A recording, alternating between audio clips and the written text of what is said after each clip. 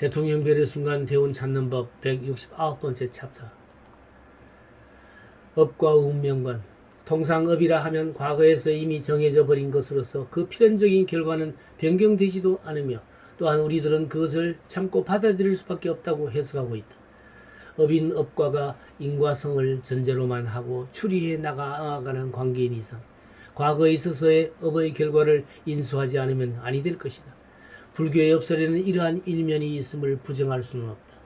그러나 불교에서는 이러한 필연성은 외면적인 것, 예를 들면 신체, 남자 여자의 구별 같은 외적인 생물학적 요소에 관해서는 그 필연성은 부정되지 않는다. 자연과학적 내지 의지를 갖지 않는 물질적인 존재에 관해서는 이러한 인과의 필연성은 긍정되고 있다. 불교라고 역시 이를 부정하는 것은 아니다. 그런데 불교는 인간의 생존에 관한 종교이다. 인간의 생존은 그 행위를 본질로 한다. 행위인 까닭은 행위를 가능하게 하는 의지에 있다. 의지적인 행위에 문제를 집중시키고 있다. 의지를 변경함에 따라서 업의 과도 변한다.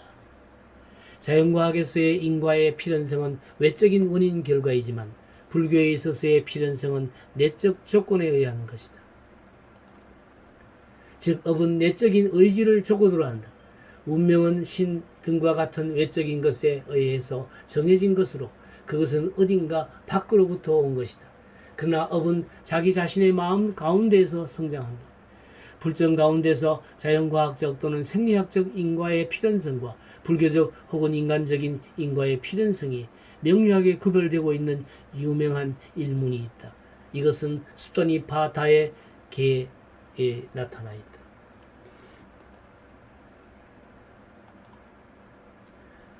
업과 운명관 두 번째. 태생을 묻지 말고 오로지 행위를 물어라. 사실은 불이란 섭에서 생긴다. 비천한 가문의 사람일지라도 성자, 용자, 고귀한 자, 참괴한 자가 될 수 있다. 인간의 가치는 타율적인 과거의 업 혹은 위 인용문에서 말해지고 있는 생리적인 태생이라든가 또는 물질적인 것에 의해서 결정되는 것은 아니다. 오히려 인간의 가치는 부끄러움을 알고 편안한 마음을 가지며 진리에 대한 용기를 지닌 고귀한 품성에 있다는 것이다. 이 말은 불교가 단순히 주체적인 종교적인 심정의 교훈만을 나타내 보이는 것이 아니라 사회 개혁의 동력도 나타내 보인 표가 된다는 것을 말하는 것이다. 이 진리는 현실 생활상에서 나타나고 있다. 태생은 높은 왕자의 몸이지만 전국토의 영토를 자기 것으로 하면서 많은 인민을 살해하고 지위를 유지하는 자도 있다. 한편 현대 인도에서 본 것인데 누더기를 걸친 가난한 거지가 사람들로부터 받은 쌀을 같은 거지에게 나누어 주고 있었던 것이다. 이런 경우 인간의 가치는 과연 양자의 어느 쪽에 있을까? 왕자와 빈자는 그 행동거지, 생활 방식 등에서 상당한 차이를 가질 것이다. 그러나 이런 것들의 차이는 빈자의 행위, 노력에 의해 또는 힘써서 이룩한 사회의 개혁에 의해서 해소될 수 있다.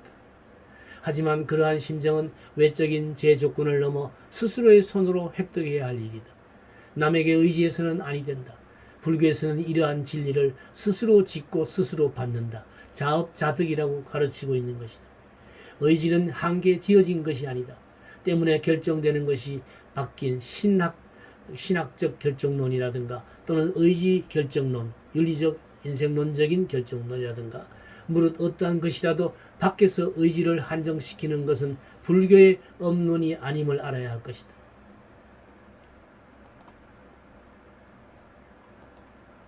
업과 사회, 개의 의미. 불교는 종교이다. 그렇기 때문에 불교에서 말하는 업도 또한 종교적 영역에 국한시켜야 할 것이다. 그런데 불교의 종교성은 절대자, 신에 대한 헌신에 의해서 개인이 구제된다고 하는 과정을 취하지 않는다. 불교는 개인의 종교임과 동시에 사회 속의 개인이 가지는 철학이기도 하다. 불교는 종교이면서 철학이다. 그렇기 때문에 업이란 사상도 역시 종교적인 개념이면서 동시에 철학적인 개념이기도 하다. 여기서 실로 불교의 특색이 강하게 나타나고 있는 것이다. 즉 사회에 대한 업이란 형태를 지님으로써 단순한 개인의 구지라는 문제를 뛰어넘는 본질을 갖추고 있다는 것이다. 그래서 사회의 의미도 불교적 색채를 띠게 마련인 것이다.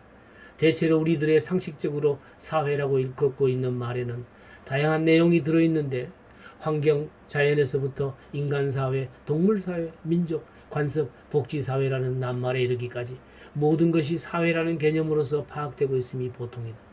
그러면 불교에서 의미하는 사회란 무엇일까? 불교의 사고방식에 의하면 인간, 동물, 자연 등인 일체를 사회라고 보기 이전에 먼저 일체는 존재라고 보고 있는 것이다. 이 사실은 중요하다. 다시 말하면 각 종류가 구성되어 있는 사회는 저마다의 구조에서 벗어나서 일체 중생 혹은 일체 제법으로 해체되고 만다는 것이다. 거기에는 구제될 만한 개인은 이미 존재하지 않는다. 존재하고 있는 것은 다른 재물, 제법과 등가치를 지닌 것으로서 재물 간에는 어떠한 상하, 좀비 같은 차별이 있을 수 없다. 모든 재물은 저마다 존재 이유를 갖고 있기 때문이다. 때문에 계물은 다른 것과 바꿀 수 없는 절대적인 것으로 계물이면서 절대자이다. 불타가 깨달음을 얻었을 때 유아독존이라는 자각에 도달했다고 한다. 계물의 측면에서 말하면 이것은 계의 절대성의 자각에 지나지 않는다.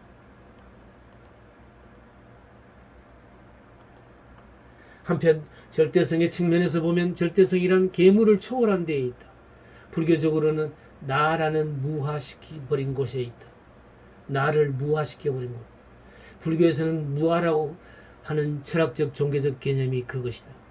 그리하여 불교에 있어서의 개의 자각에는 개를 존재 가운데의 한 단위로 밖에 인정하지 않는다는 존재론이 전제되어 있는 것이다.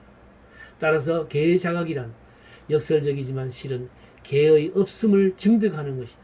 할 수 있다. 개의 자각과 업. 만약 개가 만물 가운데 한 물상에 지나지 않는다고 한다면 그 개의 업이란 어떻게 생각해야 할 것인가? 원래 업, 그것은 우주적 에너지의 움직임이었다. 그것은 이미 쓴 바와 같다. 우주에 있어서의 만물은 그 움직임 가운데에서 질서 지어져 존재한다. 질서란 인과의 이법으로 이름 지어졌다.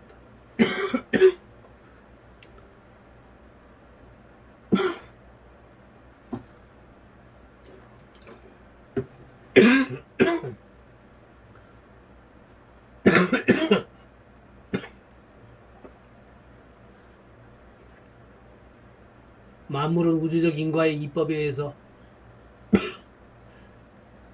필연적으로 관련되고 있는 것이다.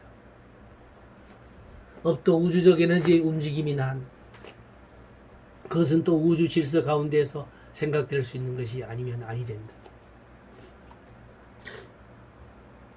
즉 인과의 이법을 원칙으로 하는 것이다. 불교가 선인 낙과 악인 고과를 말하며 업론을 본질로 할 경우에 또 그 뿌리에는 선인에서 낙과가 결집되고 혹은 악인에서 고과가 결과한다고 하는 원칙이 가르쳐져 있다. 즉 인이 있으면 과가 있다. 그 하는 인과의 이법을 용인한 선상에서의 일인 것이다. 다시 말하면 업은 업인업과라는 인과적 연관을 그 구조의 한 면으로서 가지고 있다는 것이다. 업이 지닌 인과적 연관성은 우리들로 하여금 업을 운명적인 것으로 이해시키는 요인이 되고 있다.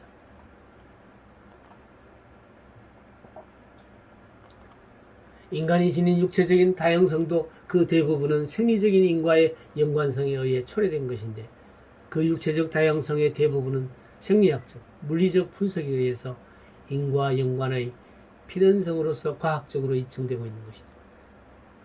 불교에서는 이 육체적 생리적 다양성을 또한 업이라고 한다. 시간적으로 말하면 과거의 인에 의해서 현재의 과가 나타난다고 말하는 것이다. 인과의 연관에 의해서 제 현상을 질서지우고 정합성을 갖게 한 점에서 업론은 과학과 상위되는 것이 아니다. 이 한 면에서 사고방식을 확대하여 성립시킨 것이 아비다르마 불교였다. 이것에 관해서는 다시 구체적으로 후술할 것이다.